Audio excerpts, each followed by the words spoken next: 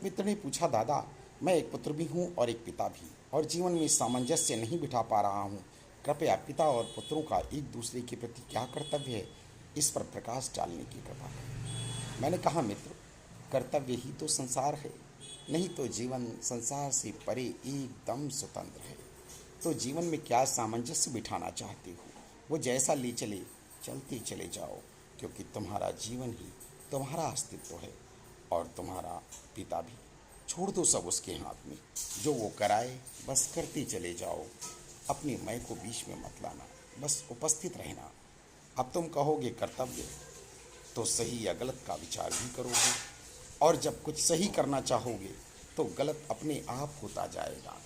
इसलिए पिता का हाथ पकड़ लो, वह अपने आप सही दिशा में ले जाएगा। अब तुम कहोगे कि तब तो मुझे अपने पिता के अनुसार ही चलना चाहिए, तो मैं कहूँगा हाँ, तब तक जब तक तुम पिता नहीं बने थे, तब तक। क्योंकि पिता सिर्फ एक ही हो सकता है।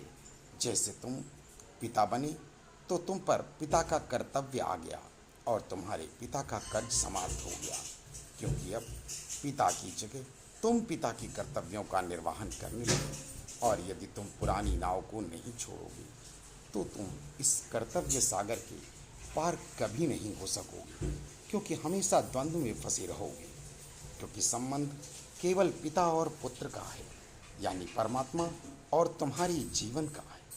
बाकी जहाँ कर्तव्यों की बात आती है तो संसार शुरू होता है, और संसार केवल तुम्हारे विचारों का परिणाम है।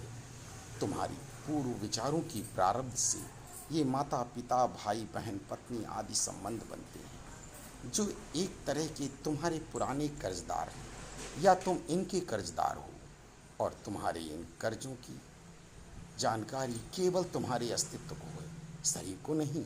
बस इसीलिए जैसे वो चलाए चलते चले जाओ। अपने विचारों का प्रयोग करोगे तो फिर नए कर्तव्य, नई प्रारब्ध, नया जीवन ऐसे ही चलता रहेगा। राधे राधे। नमो नमः।